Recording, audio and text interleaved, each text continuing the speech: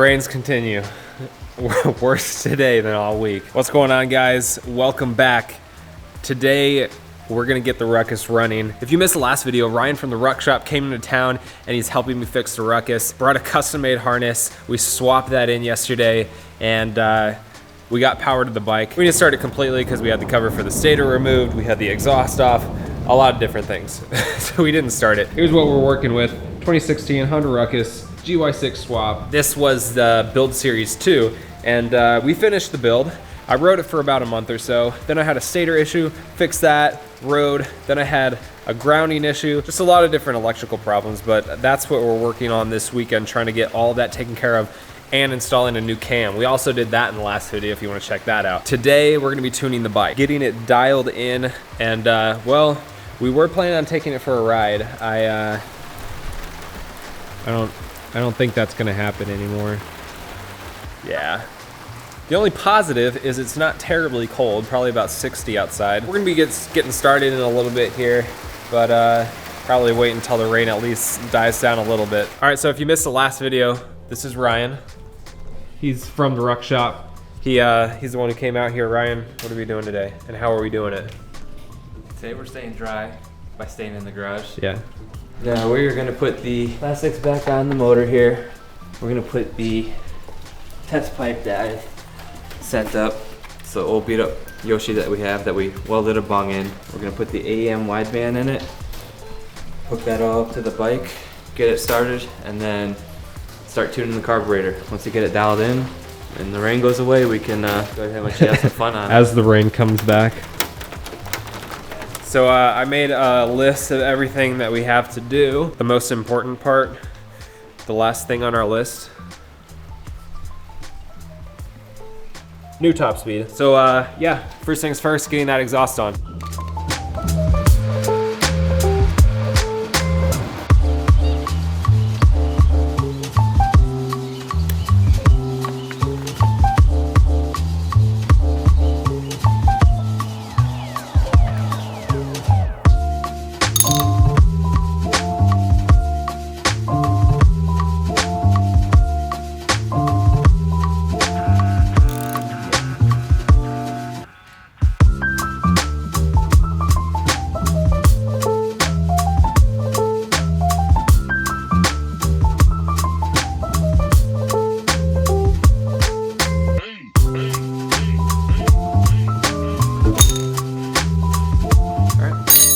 All right, so we got the exhaust all hooked up, and we put on the wideband sensor right here. Put this on the handlebar so we can put the gauge on, and then we'll run the wiring up to the gauge, and then the plug off the battery that will power the wideband while we're riding.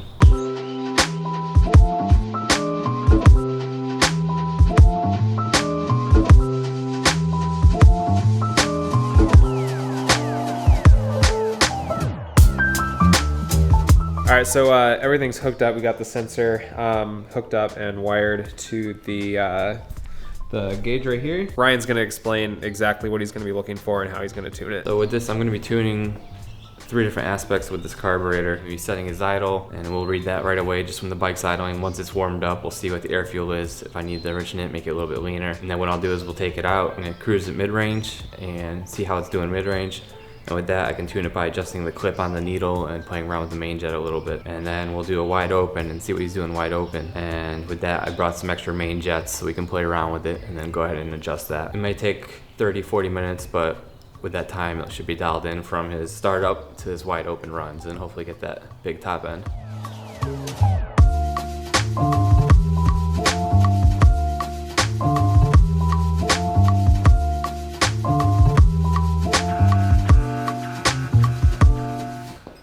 First startup, it's happening, guys.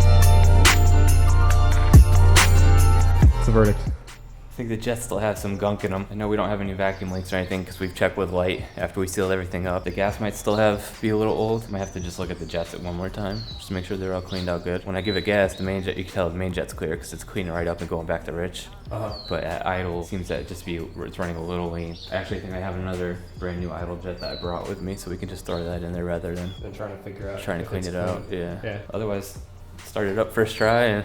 That was like instant. Yeah.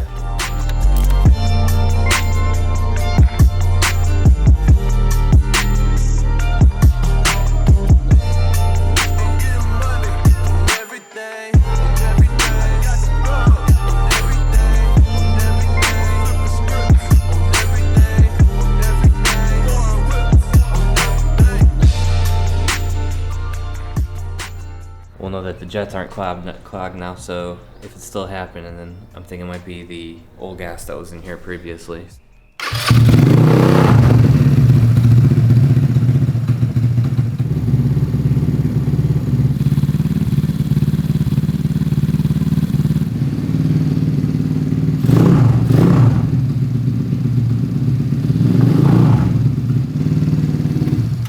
Photobomb, photobomb, photobomb.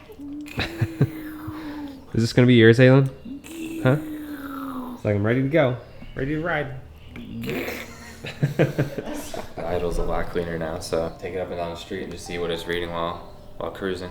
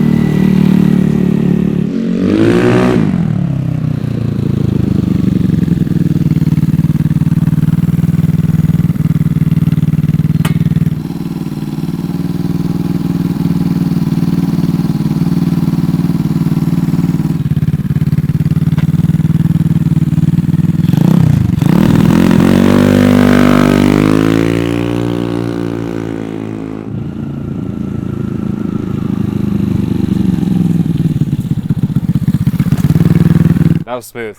Feels good, right? Never run that good.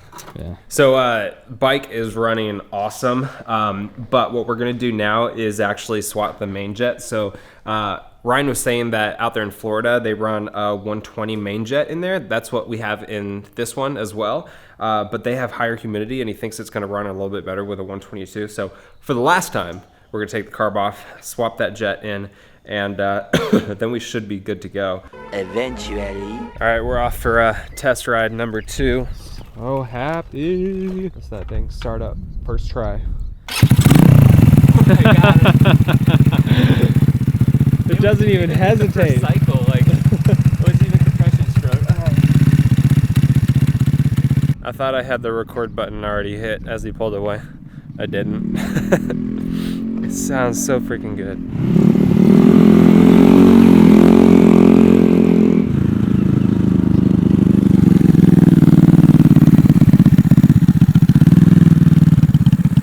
So we just made a run over to AutoZone, picked up some brake fluid. So what we're gonna do, if you watch the Ruckus videos for a while, you know that I've never been able to quite get the front brakes to work really well. And how it's been is I always have to like double pull before I get pressure on the caliper for those brakes. So I think they're just not well bled.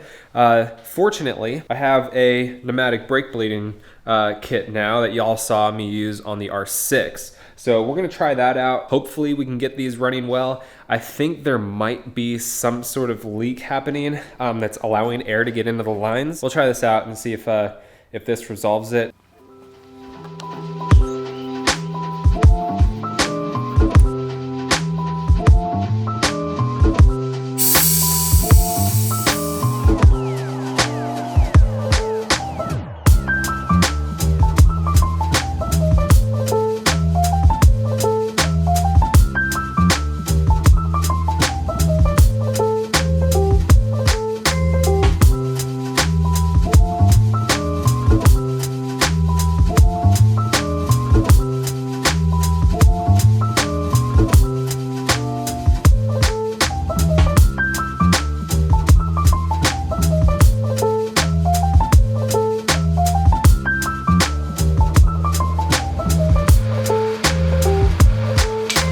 Back to normal. Looks freaking amazing.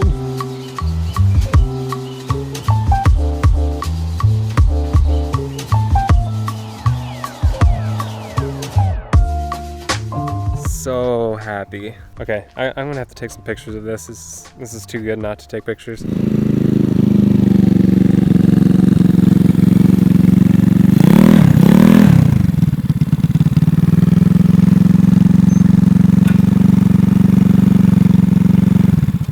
Yeah, probably go down a little bit. Now that the bike's warming up and we probably cleaned out all the gunk that was in there, it's seeing it's a little bit rich. Okay. So the problem with that we're having is the connection to that fuse over here, right there, it's loose. And so the connections are kind of wobbling against each other, which is causing it to lose power. Oh, yeah, there. See, yeah. you can see it's right yeah, there. you're just wiggling it. Mm-hmm. Okay. So we'll just have to go through that. Oh wow, yeah, that's Looks like it moving is in way play. around. So we'll figure out how to get that super tight, so we won't have to worry about that coming loose. Violently shaking. As if you're off-roading this. Good to go.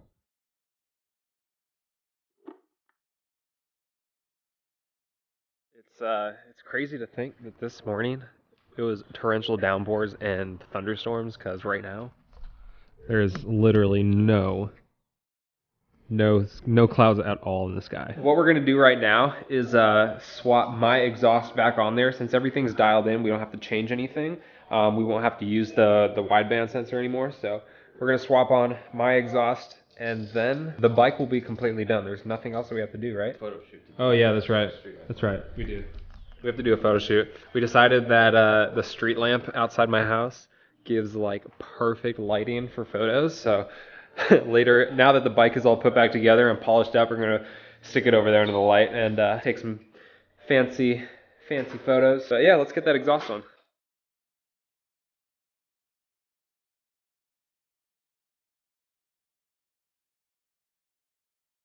The moment y'all have been waiting for years now. Not the exhaust. It's an electric impact.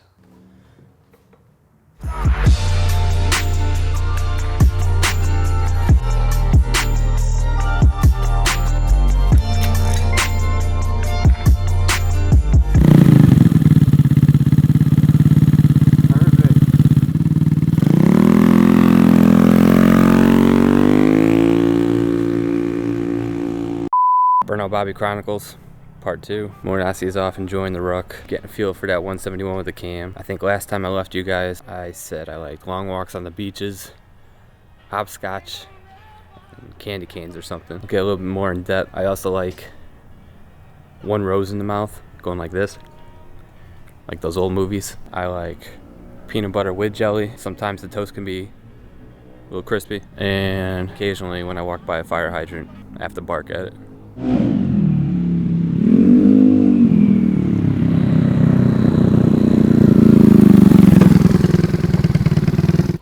We just put some air into the tires. It was really low. It was bad. And then we had a dilemma. We couldn't freaking find a gauge. Check tire pressure. I ended up having to use this really tiny hand pump that I have for like bicycles. So it took like 10 minutes to freaking pump at the tires. The rear was at 20, like 19, 20. And the front was at 10. So it took a while. But those are all pumped up. Should help it ride even better, feel better. Looking spectacular.